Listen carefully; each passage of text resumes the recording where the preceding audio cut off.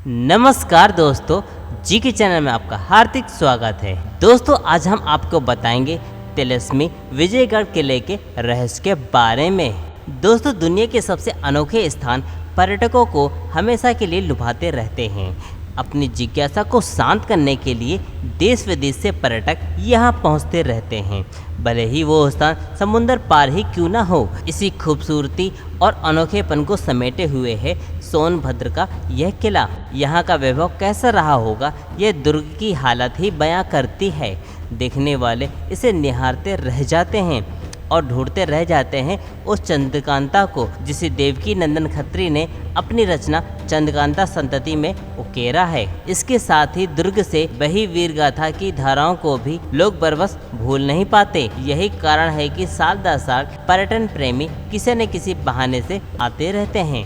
यह विजयगढ़ दुर्ग 4 राज्यों मध्य प्रदेश, बिहार, झारखंड व छत्तीसगढ़ राज्य के सीमावर्ती जनपद सोनभद्र में है।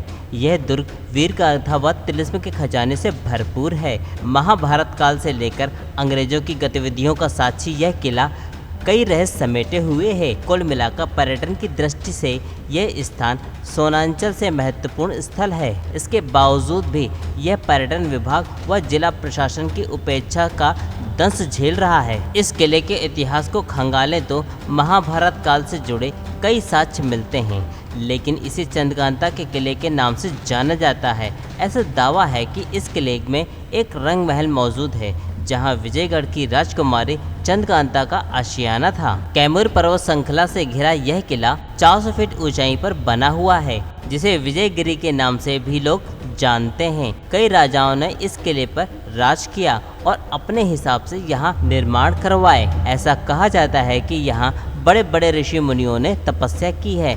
इतिहासकारों के मुताबिक चंद्रगुप्त मौर्य को जब मगध सेना पर आक्रमण करना था तो उन्होंने अपनी सेना को यहीं रोका था। विजयगढ़ से मगध की दूरी करीब 280 किलोमीटर दूरी पर है। विजयगढ़ के किले पर गुप्त वंश, प्रतिहार वंश, मुगल वंश और काशी नरेश जय सिंह ने राज किया। देवकी नंदन खत्री द्वारा लिखे गए उपन्यास चंद्रकांता पर आधारित टीवी सीरियल ने इस किले को पूरे देश में प्रसिद्ध कर दिया। इसी के बाद विजयगढ़ की राजकुमारी चंद्रकांता और नौगढ़ के राजकुमार वीरेंद्र सिंह की अमर प्रेम कहानी लोगों के बीच आई। किले के अंदर मौजूद एक गुफा नौगढ़ और चुनारगढ़ तक जाती है। कहा जाता है कि इस गुफा के अंदर तिलिस्म खजाना भी छुपा हुआ है। लोगों की आस्था से इस किले को पहचाना जाता है।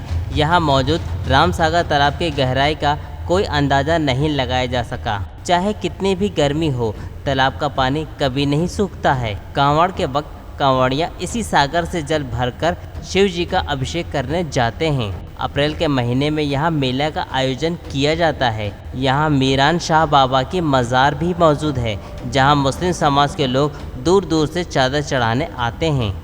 ऐसा माना जाता है कि यहाँ कुछ गुफाएं हैं जिनके जरिए नौगढ़ किले से चुनारगढ़ किले तक पहुंचा जा सकता है। कहा जाता है कि गुफाओं का रास्ता खतरों से भरा हुआ है। ये रास्ता तिलिस्म से ही खुलता है और इसके अंदर खजाना भी मौजूद है। विजयगढ़, नौगढ़ और चुनार के बीच चंद्रकांता की कहानी घूमती रहती है। इस कहानी में 2 साम्राज्य के अस्मिता के बीच एक प्रेम कहानी को दर्शाया गया है, जो कि विजयगढ़ राजकुमारी चंद्रकांता और नौगढ़ के राजकुमार वीरेंद्र सिंह की है। क्रूर सिंह विजयगढ़ के दरबार में शामिल था, जो विजयगढ़ को हथियाना चाहता था। जब वो नहीं कर पाया तो चुनारगढ़ के राजा शिवदत्त से दोस्ती कर ली। क्रूर सिंह की बातों में आकर शिवदत्त ने चंद्रकांता को पकड़ लिया। चंद्रकांता वहां से भाग नहीं सकी। कुंवर वीरेंद्र सिंह ने अय्यारों की मदद से तिलिस्म को तोड़ा और चंद्रकांता को अपने साथ ले गया। मीरा सागर और राम सागर के तालाबों के बीच चंद्रकांता का महल मौजूद है, जिसे रंग महल भी कहा जाता है। इस वक्त पूरे किले की तरह ये भी खंडहर में तब्दील हो चुका है।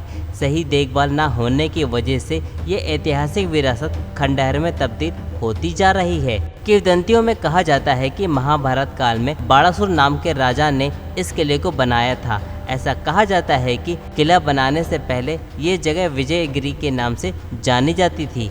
यहाँ साधु महात्मा तपस्या और पूजा पाठ किया करते थे। यही वजह है कि आज भी आपको यहाँ साधु दिखाई दे जाते हैं। किले के अंदर 7 तालाब बने हुए हैं, जिसमें राम सागर और मीर सागर में आज तक पानी नहीं सूखा। कहानियों में ऐसा कहा जाता है कि ये रामसागर तालाब से बर्तन निकलते थे। जो लोग यहाँ आते थे वो इन्हीं बर्तनों में खाना खाकर उन्हें तालाब के पानी में धोकर उसी तालाब में छोड़ दिया करते थे। तो दोस्तों आज के लिए बस इतना ही। दोस्तों आपको हमारा वीडियो कैसा लगा इसके बारे में हमें कमेंट करके ज़रूर बताएं। दोस्तों अगर आपको हमारा वीडियो पसंद आया हो तो अपने दोस्तों में शेयर ज़रूर कीजिए और साथ ही साथ इसे लाइक भी कीजिए, जिससे कि हमारा प्रोत्साहन बढ़ सके और हम आपके लिए और भी रोचक वीडियो ला सकें। दोस्तों हमारा वीडियो के लिए आपका बहुत बहुत धन्यवाद।